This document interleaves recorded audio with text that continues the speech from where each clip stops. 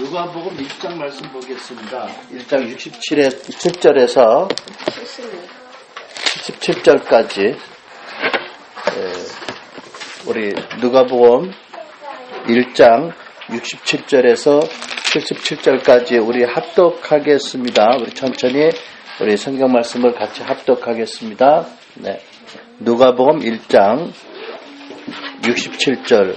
이 세리안의 아버지 사가랴가 여러분 잘 아는 것처럼 그 불신앙으로 말미암아 잠시 징계를 받아서 그 벙어리가 되었다가 이제 세리안이 태어난 다음에 그 입이 열리면서 또한 성령의 충만함을 입어서 예언한 말씀입니다. 그 세리안의 아버지 제사장 사가랴의 성령 충만함 가운데 예언한 말씀 같이 읽습니다. 시작. 그 붙인 사가랴가 성령의 충만함을 입어 예언하여 가로되 찬송하리로다 주 이스라엘의 하나님이여 그 백성을 돌아보사 속량하시며 우리를 위하여 구원의 뿔을 그종 다윗의 집에 일으켰으니 이것은 주께서 예로부터 거룩한 선지자 입으로 말씀하신 바와 같이 우리 원수에게서와 우리를 미워하는 모든 자의 손에서 구원하시는 구원이라. 우리 조상을 긍휼히 여기시며 그 거룩한 언약을 기억하셨으니 곧 우리 조상 아브라함에게 맹세하신 맹세라. 우리를 원수의 손에서 건지심을 입고 정신토록 주의 앞에서 성결과 의로 두려움이 없이 섬기게 하리라 하셨도다.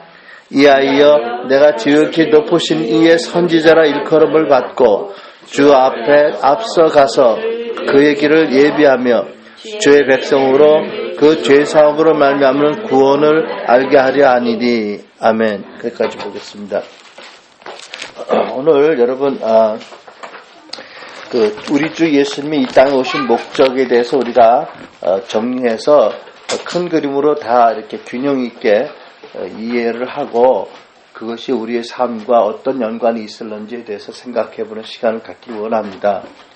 여러분, 그 예수 그리스도께서 이 땅에 성육신에서 오신 목적이 분명히 이해가 되어야 될 줄 믿습니다.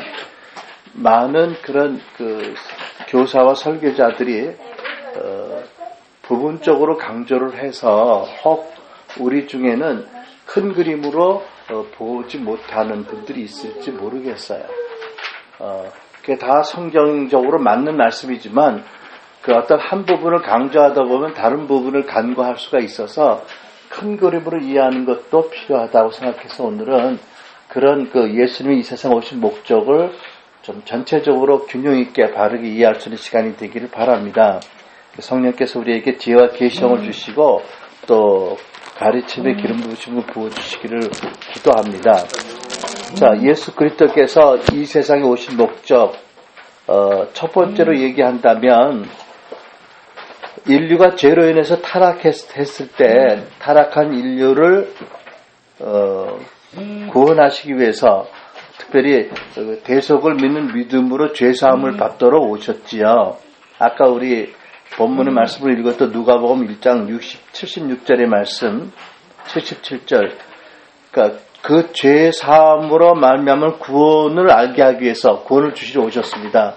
이것을 위해서 하나님 나라 복음을 전하셨고 또 이것을 위해서 십자가에 못 박히셨고 또 그래서 우리 모든 죄값을 치르시고 아버지께 버림받으셨고 모든 수치와 질고를 당하셨고 부활하셔서 우리로 하여금 주 예수의 복음을 믿는 믿음으로 성령 안에서 주님 당신과 연합되어서 죄사함으로 말미암은 하나님의 구원을 알게 하러 오셨다. 구원을 주러 오셨다. 그렇죠?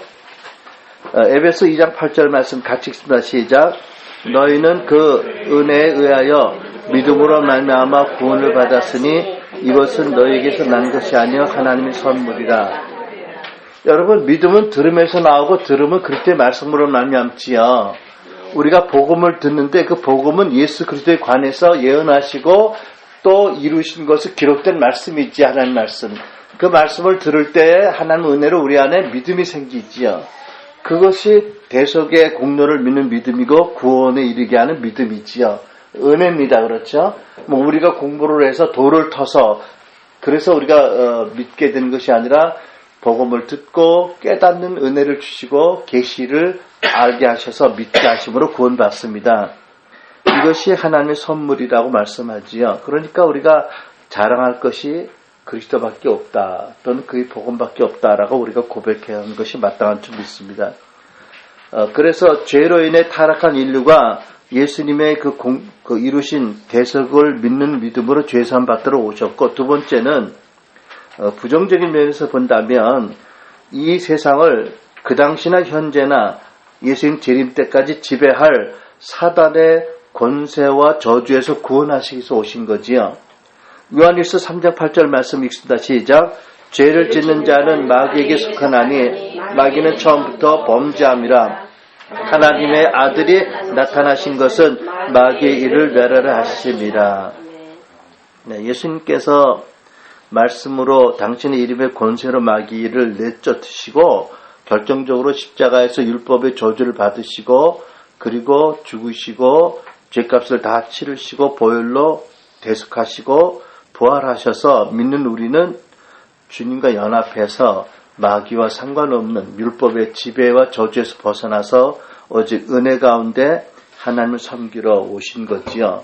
그렇게 해서 우리는 하나님의 아들 예수께서 육신을 입고 이 땅에 오신 것은 이 땅에서 특히 우리의 인생 가운데 마귀의 일을 멸하러 오신 거지요. 이제 마귀의 일이 여러 가지가 있겠지요. 불신앙으로 말미암아 하나님과 분리되어서 그 영혼이 하나님의 구원을 받지 못하는 그런 불신의 저주도 있고, 가난의 저주도 있고요, 그죠? 가계에서 대대로 내려오는 저주도 결국 마귀의 일들이고, 무지도 결국 마귀의 일들인데, 이런 모든 일에서 하나님이 우리를 구원하러 오셨다. 그리고 더 나아가서 베드로에게 하신 말씀, 너는 베드로라 음부의 권세가 너를 이기지 못할 것이라고 말씀하셔서 마귀의 일에서 우리를 구원하셨을 뿐만 아니라 우리에게 당신의 생명과 진리와 영생과 권세를 주셔서 우리가 예수님과 같은 하나님의 아들들이 하나가 되어서 예수님께 속해서 우리가 마귀에게 큰 위협이 되는 존재가 된 거지요. 그렇죠? 그러니까 예수 믿는 우리에게 예수의 생명과 권세가 있기 때문에 도무지 마귀를 두려워할 일이 없는 거지요. 그렇죠? 이 모든 마귀를 멸하기 위해서 오셨다고 말씀합니다. 사도 바울을 부르실 때 부활하신 주님이 사도행전 26장에서 기록된 말씀처럼 이렇게 바울에게 말씀했죠. 같이 있습니다. 일어나 너희 발로 서라. 내가 네게 나타난 것은 곧 네가 나를 본 일과 장차 내가 네게 나타날 일에 너로 종과 증인을 삼으려 함이니 이스라엘과 이방인들에게서 내가 너를 구원하여 그들에게 보내어 그 눈을 뜨게 하여 어둠에서 빛으로 사단의 권세에서 하나님께로 돌아오게 하고 죄 사함과 나를 믿어 거룩하게 된 무리 가운데서 기업을 얻게 하리라 하더이다. 여기 보면 예수님께서 친히 말씀할 때 사단의 권세가 있다고 말씀하세요. 그죠? 에베소서 말씀 보면 우리가 믿지 아니할 때 사단이 마귀가 조종하는 대로 살았고 세상 풍습을 따라 살았다고 말씀하지요. 그죠? 그러니까 우리가 그러한 존재였지요. 우리가 세상에 하나님이 다스리는 나라가 있는지도 몰랐고 예수의 구원은 몰랐고 우리도 모르게 마귀가 시키는 대로 육체의 정욕과 죄악을 따라서 살았다. 여러분 우리가 마귀의 자식이었던 존재들 아니겠어요? 그렇죠? 우리가 한때 예수님으로 말미암아 마귀의 자녀였던 우리가 변화되어서 하나님의 자녀로 변화된 거지요. 그렇죠? 그리고 우리에게 더 나아가서 예수님의 권세를 주셨고 성령이 임하셔서 우리와 동행하신다. 이 목적으로서 오셨습니다. 그리고 또 궁극적으로 본다면 하나님과 바른 관계로 우리를 회복하셔서 우리로 하여금 하나님의 권위와 다스림 아래서 영혼이 복되고 안전하게 살도록 오신 거지요. 아까 우리가 읽은 본문 말씀 중에 특별히 74절, 75절 우리가 원수의 손에서 건지심을 받고 여기서 끝나는 게 아니에요. 그죠? 여러분 예를 들면 유치장에 갇힌 죄인을 사면해서 너 나와 하고 유치장 문을 열어준 것만이 아니고요. 이 사람이 새로운 삶을 살 수 있도록 능력을 주시는 거죠. 그렇죠? 아마 이 사람에게 새로운 삶을 살 수 있는 능력이 임하지 않으면 불언간 다시 글로 갈 거예요. 유치장에 무슨 일로 인해서. 그러니까 원수의 손에서 건지심을 베푸셨을 뿐만 아니라 더 나아가서 종신토록 이 땅에 살 때는 물론이고 영원토록 다음 세상에서도 하나님 앞에서 성결과 의로 두려움 없이 하나님을 섬기게 우리를 구원하러 오셨다. 그죠? 그러니까 이 성결과 거룩과 의는 주님의 것이 우리에게 임파테이션 된 거예요. 그렇죠? 우리가 아직도 죄성이 남아있고 우리의 삶 가운데 죄가 없는 것은 아니지만 그러므로 말미암아 우리가 마귀에게 종노릇하지 않고 계속해서 우리에게 조명하시고 회개케 하시고 또 믿는 믿음으로 말미암아 보혈과 말씀을 있는 믿음으로 우리가 마귀에게 안 잡히고 죄책감에 안 잡히고 곧 바로 회복되어서 언제든지 다시 하나님께로 돌아가서 하나님의 그 나라에 하나님의 통치, 하나님의 임재와 말씀과 권위 아래 살도록 안전하게 복되게 살도록 구원하러 오셨다. 다른 말로 말하면 우리를 죄악에서 구원하시고 우리의 죄의 저주에서 구원하시고 영생과 성령을 주시고 말씀을 주셨을 뿐만 아니라 그 목적은 하나님의 임재와 하나님의 통치 가운데 살게 하신 거예요. 그죠? 근데 사실 우리의 모습을 보거나 많은 크리스찬들의 모습을 보면 부정적인 면에서 율법의 저주와 마귀의 권세에서 구원받고 거듭나고 새 피조물 되고 영생받고 우리에게 거룩하게 경건해서 모든 걸 주셨지만 사실은 내 마음대로 내 인생을 살려고 하는 것이 아직도 있잖아요. 그죠? 온전한 하나님의 다스림 가운데 들어오지 못한 사람들이 있다는 거지요. 또 우리 삶의 부분에 아직도 그런 부분이 없지 않아 있는 거예요. 그렇죠? 근데 이것이 성화로 말미암아 우리 가운데 정리가 돼야 될 부분입니다. 그렇죠? 하나님은 지금도 우리에게 말씀을 주시고 그대로 살라고 하실 뿐만 아니라 우리에게 성령으로 함께 임재해 주시고 우리에게 능력 주셔서 말씀대로 살고 더 나아가서 하나님의 인격적인 통치 아래 살게 하시는 거예요. 그렇죠? 또 하나님 우리 아빠가 되시고요. 또 성령께서도 우리와 동행하고 계시고요. 그래서 우리는 하나님이 인도하신 다스리심 안에 그 나라 안에 살도록 구원하신 것이다. 이것에서 오신 거예요. 그죠? 그러니까 여러분 이스라엘 백성들에게 세례요한이 한 말씀이 뭐죠? 회개하라 천국에 가까웠으니잖아요. 이스라엘 백성들이 여호와 하나님을 믿었지요. 오실 메시아를 믿고 구원받은 백성이지만 그럼에도 불구하고 자기가 각각 왕이 되어서 자기가 선한 대로 살았잖아요. 그죠? 그래서 회개하라고 한 거지요.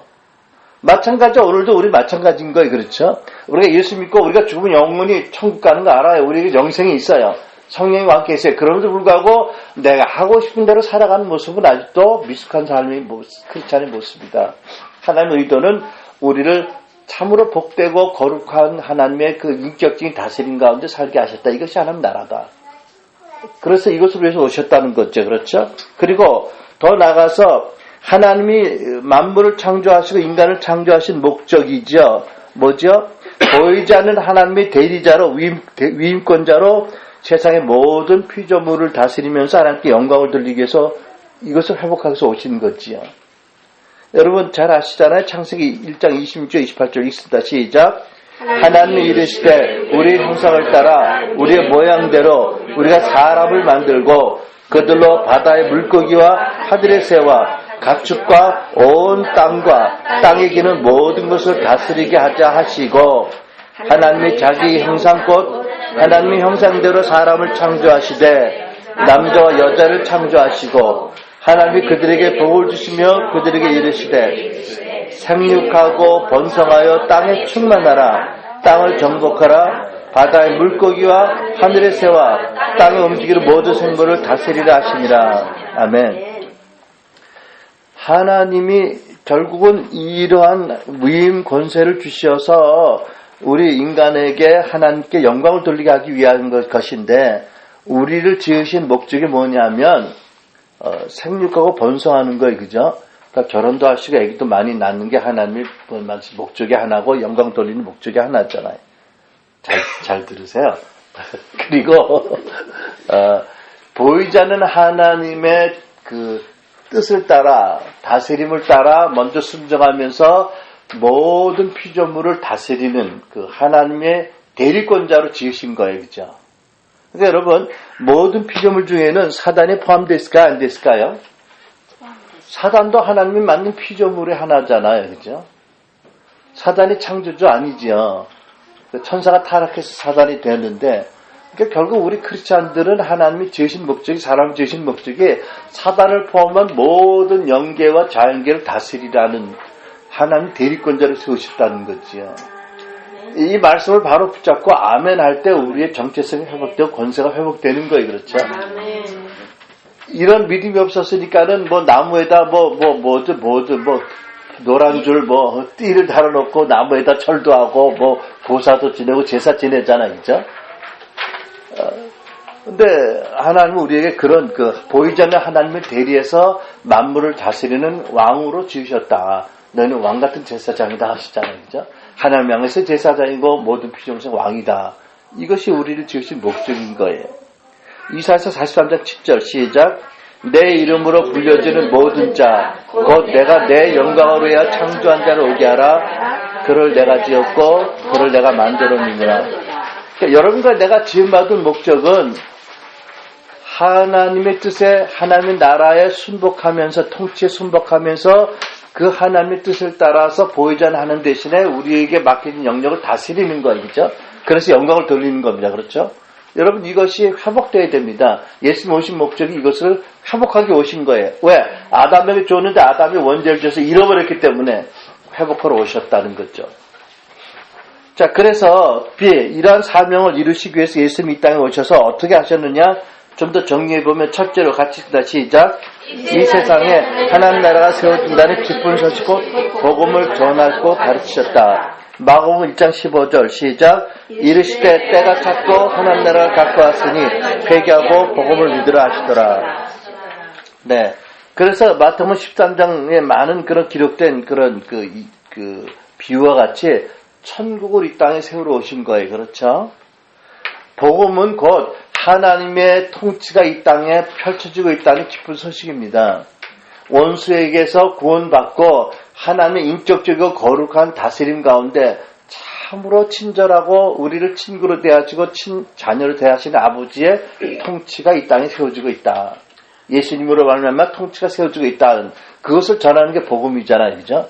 복음은 또한 하나님의 통치 가운데 들어오라는 초청인 거예요. 그죠? 그러니까 다시 말해서 거듭난 크리스찬이 하나님의 자녀가 되었음에도 불구하고 자기 인생 자기 마음대로 산다면 아직은 복음의 목적에 순종하지 않는 거지요. 물론 하나님의 통치는 억압적이거나 포악하거나 비인격적인 게 전혀 아닙니다. 그렇죠? 하나님 너무 우리를 사랑하셔서 사랑하시기 때문에 우리의 모든 자유의지도 존중해 주십니다. 심지어 아담이 타락할 수 있는 자유까지 하나님이 허락하신 거 아니겠어요? 그죠? 절대로 억압하거나 포악하거나 야비한 통치가 아니라 우리가 상상하지 못할 만큼 친절하고 인격적인 대접을 해주시면서 그럼에도 불구하고 기록된 말씀과 우리에게 주시는 간절한 어떤 우리의 소원을 주시고 우리에게 성령의 음성을 들으시며 당신의 뜻 안에 다스림 가운데 있으라고 하시고 그것을 전하라고 하시잖아요. 그것이 복음의 핵심이라고 믿습니다. 죄사함 받는 것도 일부이고요. 그렇죠? 중요한 거지만 마귀의 권세에서 구원받는 것도 물론이고요. 더 나아가서 우리가 누구인지 정체성을 회복하는 것, 그리고 더 나아가서 우리가 하나님의 대의권자가 되어서 이 땅에서 하나님의 뜻 안에서 만물을 다스리는데 우리를 부르셨다. 이것이 아직은 역사적으로 다 구체적으로 우리한테 이루어지지 않지만 하나님이 이목적으로 해서 이루시고 계시고 이 땅 이 시대에 놀랍게 이것을 계시하고 계십니다. 두 번째, 복음을 전파하고 가르치셨는데 하나님 나라 복음을 전하고 가르치셨고, 두 번째는 사람들이 현세적으로 하나님의 나라, 하나님의 임재와 다스림을 경험하도록 모든 병자를 고치고 귀신을 내어쫓으셨어요. 여러분, 천국에는 눈물 지을 일도 없고 아픈 것도 없잖아, 그죠? 그러니까 주기도문에 말씀하신 것처럼 뜻이 하늘에서 이루어진 것처럼 이 땅에 이루어지도록 예수님이 오셨고 가르치셨잖아요, 그죠?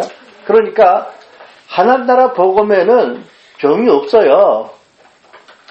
또 귀신의 억압이 없어요. 그러니까 예수님께서 이 병자를 고치고 귀신을 내어주시면서 어떻게 하나님 나라 복음을 그냥 지식적으로만 듣도록 전하신 것이 아니라 직접 경험하도록 하나님 나라 복음을 능력을 나타나신 거예요. 그렇죠? 그러니까 여러분 복음에는 능력이 있고요. 그죠? 그리고 하나님 나라에 능력이 있는 거예요.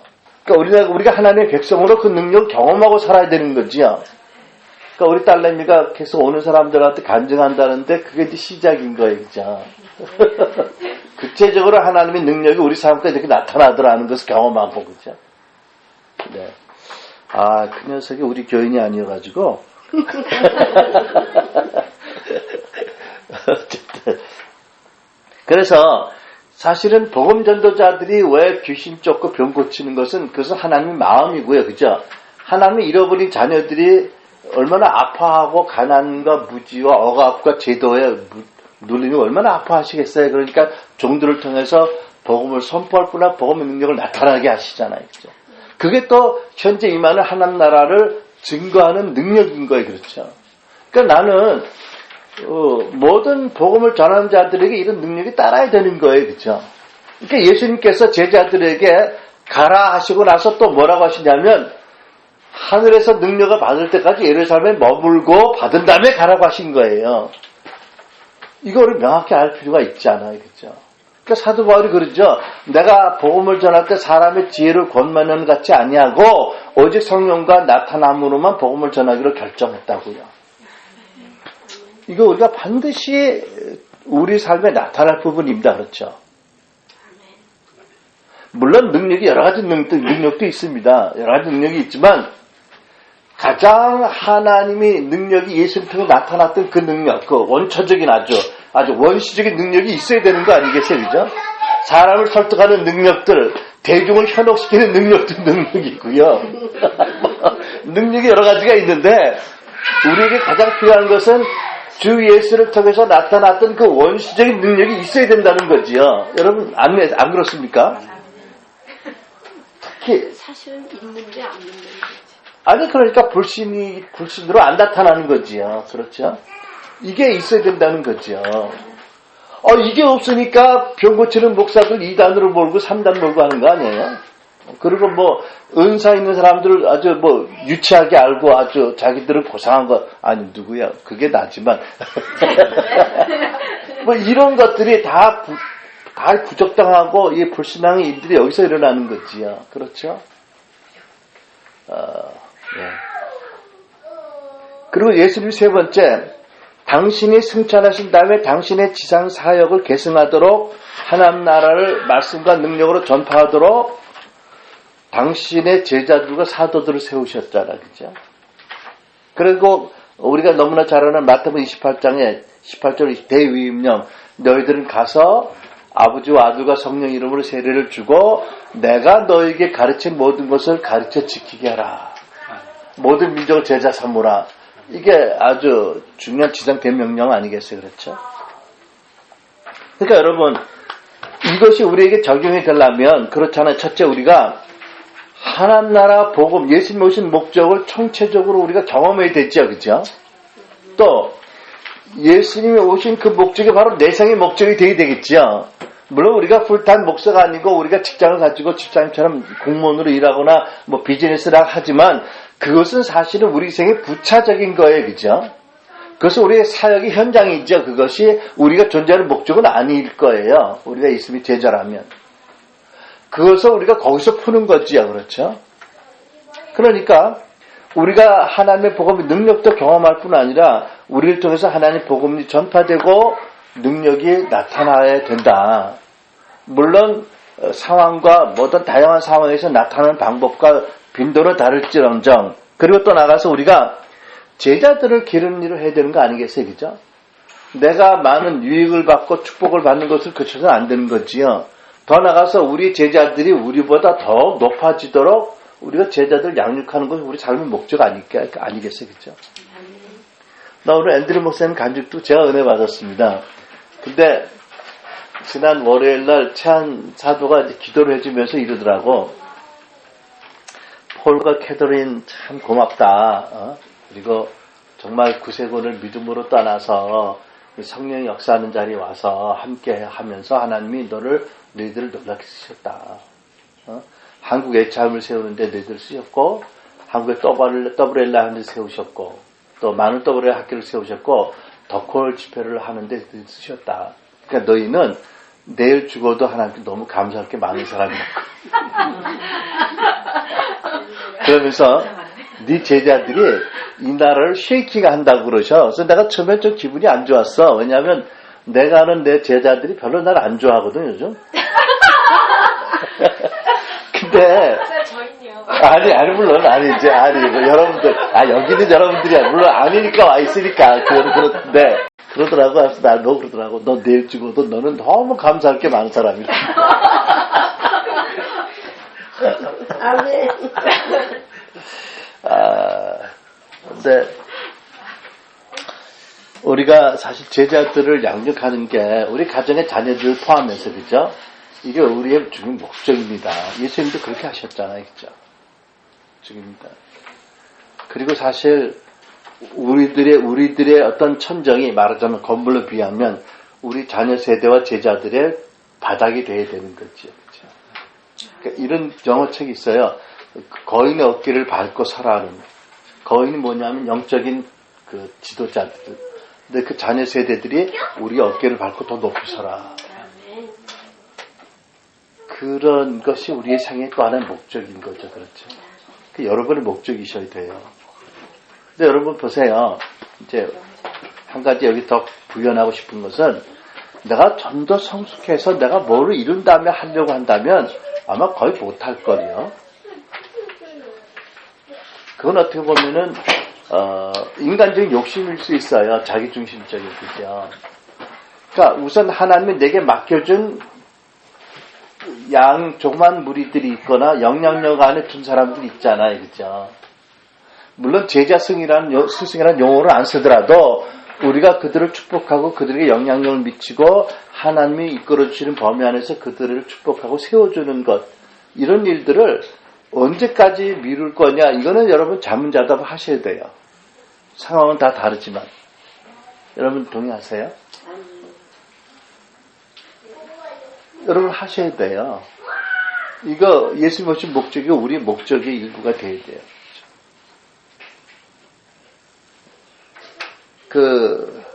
제가 고린도전서 10장 30절에서 11장 1절 설교를 우리 부르심 설교할 때 자주 강조하잖아요. 고린도 10장을 보면 처음에 광야 이스라엘 교회가 참 대단한 세대입니다. 하나님의 그 권능과 기적과 역사를 그토록 경험한 세대가 없어요. 모세를 통해서 출애굽 당시에 그 10가지 재앙이 임하는 걸 봤지요. 바다가 갈라지는 걸 봤지요. 추격하던 모세의 그 막강 대군이 바닷물에 수장되는 걸 봤지요. 광야에 들어가서는 불기둥 구름기둥 날마다 하나님의 현존이 나타나지요. 만나가 떨어지죠. 매출력에 떨어지죠. 반석에 계신 그리스도가 함께 계서 거기서 100만이 넘는 사람들이 생수를 받아 마시지요. 이건 총체적인 기적입니다. 그런데 그들 가운데 우상 숭배하고 간음해서 죽은 자들이 수사한 거예요. 그들 가운데 불안하게도 가나안 땅에 들어간 사람이 단 2사람인 거예요. 왜 그러느냐? 그 말씀을 쭉 쓴 다음에 사도 바울이 뭐라고 말하죠? 남들에게 넘어지거나 거치는 자가 되지 말고 남들에게 유익을 주고 기쁨을 줘서 저들을 구원을 얻게 하라, 이렇게 말씀하지요. 여러분, 오늘날 우리가 교회 가운데 만들어 놓고 우상 섬기는 사람들 별로 없어요. 우리가 보기에 캐톨릭은 좀 그런 문제가 있지만 어쨌든 그죠? 그런데 문제는 남에게 유익을 주고 기쁨을 안 주고 그런 상황에서마다 내가 유익을 구하고 기쁨을 구하면 사실은 광야 백성과 같이 자기중심적인 체제라는 저주에 빠져 있는 거고요. 사실은 살아계신 하나님을 섬기는 게 아니라는 거지. 온 마음과 뜻과 정성을 다해서 하나님을 사랑하고 이웃을 사랑하라고 하셨잖아요. 이웃을 사랑하는 것 구체적으로 안 나타나면 하나님 사랑한 것 같지만 사실은 하나님을 이용하는 것일 수 있는 거예요. 현대적인 우상 숭배의 죄에 빠진 거고 그 영적 간음일 수 있는 거지요. 남녀가 만나서 간음하는 게 아니라 영적인 존재와 간음하는, 어떠냐면, 왜냐하면 우상이라는 것을 사람들이 어떻게 마귀의 게임받아 어떻게 만들었죠? 자기의 필요를 비합법적으로 채우기 위해서 우상을 만드는 거 아니에요, 그죠? 무당집에 가서 고사를 하든지 이게 다 자기의 필요를 비합적인 하나님이 인정하지 않는 방법으로 채우는 게 우상이잖아요. 그러면 하나님을 섬기는데 잘 섬기는 것 같지만 헌금도 만약 뭘 하더라도 자기에게 붙여준 어떤 사람들을 사랑으로 섬기거나 낮아서 섬기지 않으면 사실 그것은 하나님을 섬기는 게 하나님을 이용하는 것일 수 있는 거예요. 그러면 마지막 그 하나님 보좌 앞에 나갔을 때 자기는 정말 양인 줄 알고 나갔는데 천사가 와서 옆줄로 빠지시오, 염소줄로 빠지시오 이럴 수가 있다는 거지요. 그래서 그렇게 쓴 거 아니겠어요? 성령이 그 계시관에 이렇게 쓰셨다고 믿는 거예요. 그러니까 여러분 그러니까 제자들을 세우고 꼭 그래 제자 아니라도 우리보다 나이가 많은 분이라도 복음을 전하고 그를 섬기고 그러하고 구원에 이르게 잘하게 하는 이런 일들을 안 하면 우상을 섬기는 건지 진정한 살아계신 하나님을 섬기는 건지 바로 이걸 혼동할 수 있다는 거예요. 누구도 몰라요. 혼동이에요. 그렇죠? 그러니까 여러분 예수님이 당신의 사역을 계승해서 하나님 나라를 이 땅에 전파할 사도와 제자들을 세우는데 많은 시간을 할애한 것처럼 우리도 그래야 된다. 그래야 된다.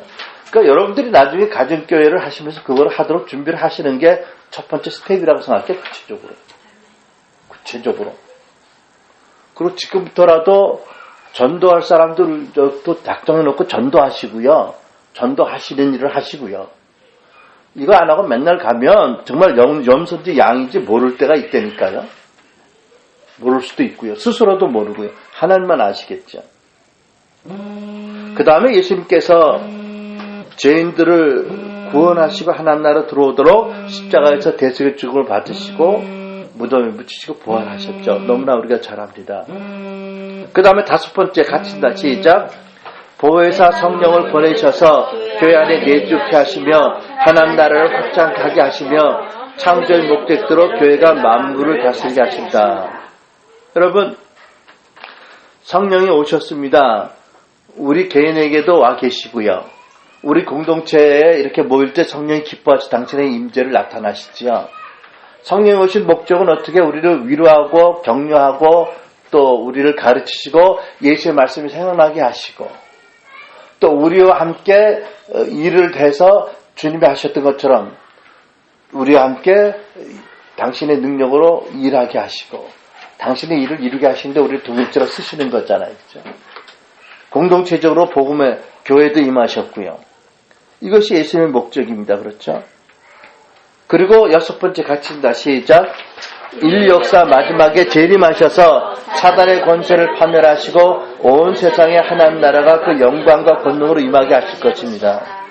여러분 하박국서 2장 14절 물이 바다를 덮은 같이 여호와의 영광을 인정하는 세상에 가득합니다. 이것이요. 최대로 양보해서 주님 재림하시면 이루어질 일이죠. 그 전에도 이루어지길 저희들이 기도하지만 그렇죠?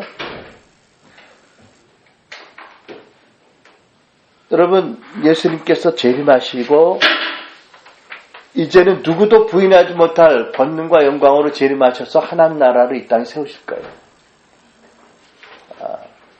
근데 그러기 전에 우리가 사도행전 3장 18절 20절 이것이 여러 가지 컨트로버셜한 논란 있는 말씀이지만 같이 쓴다. 시작. 그러므로 너희가 회개하고 돌이켜 너희 죄 없이 함을 받으라.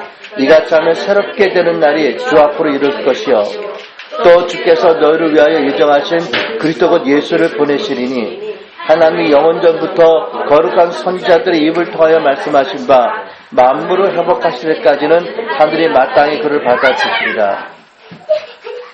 이 말씀을 어제 덕을 주최한 그분이 말씀하시기를 이것이 헬라 원어로 보면 예수님 재림한 다음에 된다고 그래요. 그러니까 이게 이제 종말적인 관점이 달라서 그런데 이것을 그냥 명백하게 보면 심플하게 보면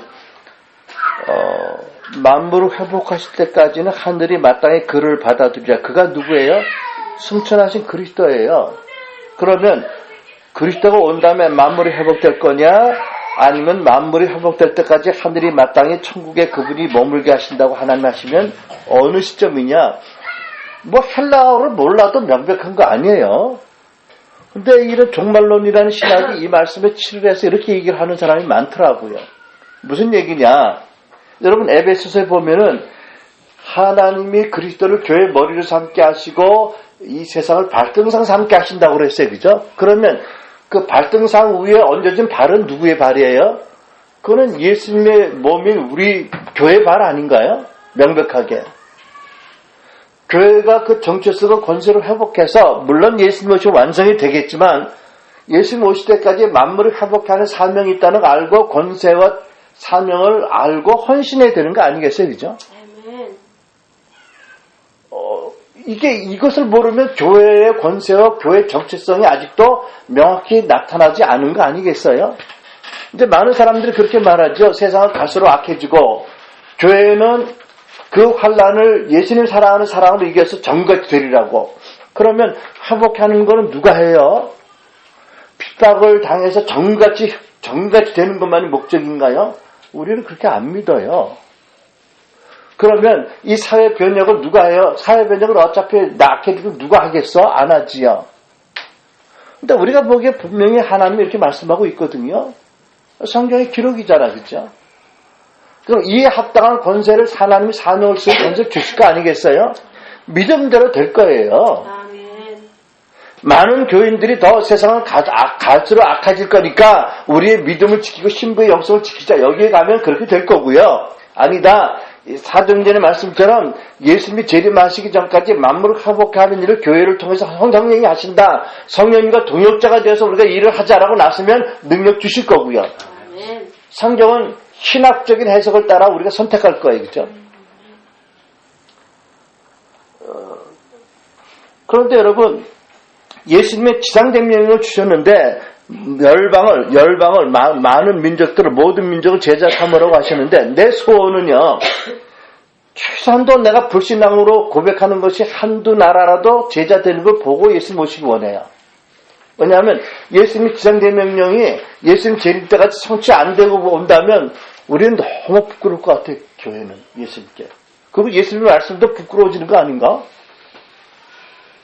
그러니까 온 천하 만국에 복음이 전파된 다음에 끝이 오는데 끝이 오는 건 맞는데 복음이 전파되고 바로 끝이 오는 게 아니고 온 열방에 복음이 전파되고 나라들이 변화되는 역사들이 있은 다음에 끝이 와야 되는 거 아닌가요? 지상명령이 여기 들어가야 되는 거예요. 그죠? 그리고 나라들이 변하는 게 결국은 열방의 그 만유가 회복되는 하나의 큰 중요한 부분 아니겠어요? 그죠? 나는 그게 예수님 오신 목적이라고 믿어요. 그리고 예수님이 예수님과 함께 교회가 이제 공중 혼인잔치를 베풀 건데 예수님이 3살 먹은 2살 먹은 신부 찾아서 결혼식하러 오실까요? 인도의 어떤 미친놈은 3살 난 신부를 맞아서 혼례식을 치르고 죽였대. 그 3살 난 신부를. 그 미친놈이지 그게 뭐 정신 있는 놈이야? 그런데 교회가 신부가 흠도 점도 없는 신부가 된다고 말씀하잖아요. 그 성숙한 교회가 된다는 거 아니겠어요? 그죠? 그러면 주님과의 사랑에 성숙하고 주님이 주신 사명에 성숙하고 예수의 제자로서 예수님이 주신 사명에 성숙한 교회를 맞으러 오지 않겠어요? 그분이 그 완전한 신랑이 2-3살짜리 신부 찾아오시겠느냐고요. 나는 그렇게 못 믿겠어요. 우리를 그렇게 믿으면 안 된다고 나는 믿어요. 우리의 정체성과 사명을 확실히 알고 주님이 주신 권세 볼지어다 세상 끝날까지 내가 너희와 함께 있으리라 말씀하시고요. 하늘과 땅의 모든 권세를 내가 너희 주셨으니 아니 하늘과 땅의 권세를 받아가지고 환난 때 핍박 때 우리의 믿음을 지키고 정같이 나오려고만 주셨다고? 나는 그런 신학 안 믿어요. 그런 신학 안 믿는다고. 그러니까 여러분 결론적으로 말하면 예수님이 이 땅에 오신 목적은 이 땅에 천국의 영광과 천국의 하나님 나라가 오도록 하나님 나라를 새로 오신 거예요. 그러니까 복음서를 보면 천국이라는 말씀이 킹덤 또는 천국 하늘나라라는 단어가 127번 쓰여진 거예요. 126번. 거기에 비해서 교회는 2번 쓰여졌어요. 그렇다면 무슨 얘기냐면 천국 하나님의 나라 곧 하나님의 인격적인 임재와 하나님의 통치는 너무나 중요한 예수 오신 목적의 핵심이다. 우리가 그 천국 안에 와 있고 우리 죽어서 영원한 천국에 가겠지만 현세적인 천국을 확장하는 것이 교회의 사명이 우리 사명이다. 그것을 위해서 우리가 무엇을 해야 될지를 우리가 기도하고 우리 책임을 구할 것이다. 그래서 한 가지만 더 말씀드려야 한다면 이 하나님 나라에 들어온 하나님의 백성들을 보면 3가지 그룹이 있습니다. 첫째 어떤 그룹이냐면 신앙생활의 모든 목적이 자기 중심입니다. 우리 엊그제 수능 시험 봤는데, 물론 수능을 본 엄마들과 안타까운 마음을 내가 모르는 건 아니지만, 모든 신앙생활의 목적이 내가 건강하고 우리 자식이 잘 되고 내가 남들을 부러워할 만큼 행복한 가정 되고 뭐 이런 거라면 이거는 좀 천박한 거지요. 한마디로 그죠. 물론 그거 필요하긴 하지만 여러분 하나님 말씀하시기 예수님 말씀하시기를 너희는 먼저 그의 나라 먼저 천국과 그 의를 구하라 그래야만 모든 것을 더하신다고 하시는데도 그 말씀을 도외시하고 모든 기도와 모든 헌신과 모든 봉사의 목적이 내가 잘 되기 위해서라면 이거는 정말 어린아이 같은 신앙인 거지요. 첫 번째 단계입니다. 그렇죠? 두 번째 단계가 뭐냐면 우리 교회 중심입니다. 모든 생각이 우리 교회 중심이에요. 이거 상당히 성숙하지만 아직도 문제가 있습니다. 나 부흥에 많이 안 가는 편인데 나를 그렇게 인정해주고 고맙긴 하지만 갈등을 느낍니다. 하나님이 우리 교회를 사랑하셔서 이성대 목사를 보내주셨다고. 나 그러면 참 이게 고맙기도 하지만 갈등을 느낀다니까. 그게 뭘 얘기하냐면 모든 관심이 내 교회가 있는 거예요. 우리 교회. 우리 순환을 교회. 이것도 자기중심적인 체제 아니에요. 그죠? 예수님 말씀하신 킹덤 오브 갓은 아직 아니에요. 그러면 모든 것이 관심과 목적이 우리 교회라면 어떤 문제가 생기냐면 교회끼리 충돌을 불사하는 거예요. 그렇잖아. 이 오창에도 여러 교회가 있는데 이 교회가 다 하나님 나라 교회다라는 관점으로 보지 않고 어찌든지 우리 교회가 부흥하기 위해서 모든 게 우리 교회에 초점에 맺혀 있다면 사실은 오창 전체 다른 교회에 피해를 주고도 남을 수 있는 거예요. 그렇잖아. 그죠? 팀플레이가 아닌 거예요. 천국이. 마귀의 세력은 기가 막히게 팀플레이를 한다고 어떻게 워낙 사단이 으르렁장을 놓고 위협을 주니까 위협되는 팀플레이를 하는데 하나님 나라 교회가 팀플레이를 안 한다면 이거는 역적전쟁의 망대 손실 아닌가요? 그죠? 그러니까 물론 우리 교회가 우리의 관심과 목적의 일부가 돼야 되지만 모든 게 거기에 맞춰진다면 이건 결국은 하나님 나라에 해로울 수 있는 멘탈리티다. 파라다임이다. 그죠? 그 결국은 뭐예요? 하나님 나라가 모든 나의 섬김과 사역과 존재와 모든 우리의 목적이 되어야 된다는 거지요. 결국은 하나님의 임재와 그분의 다스리심에 내가 복종해야 된다는 거지요. 그렇게 한다면 다른 교회를 질시할 이유가 없어요. 그죠? 내가 남들에게 인정받는 사역자가 되려고 이런 야망 가질 필요도 없는 거예요. 왜? 예수님께서 다 이루셨다고 했는데 솔직히 우리말로 말하면 이루신 것이 세상 눈으로 없어요. 옷 하나 남은 것도 다 걷어가고 그 병정들이 제자들 다 도망가고 그랬지만 다 이루셨다고 당당히 하나님께 고백하고 가시잖아요. 뭐를 아버지가 하라고 한 일은 다 이루신 거예요. 더 이상도 하실 의사가 전혀 없으세요. 그거 딱 하기 원하셨어요. 그렇다면 우리도 마찬가지잖아요. 그죠? 누가 내 사약을 뺏어갈까 봐 걱정할 이유도 없고 누가 내 양을 뺏어갈 걱정할 이유도 없고요. 그죠? 기도하겠습니다.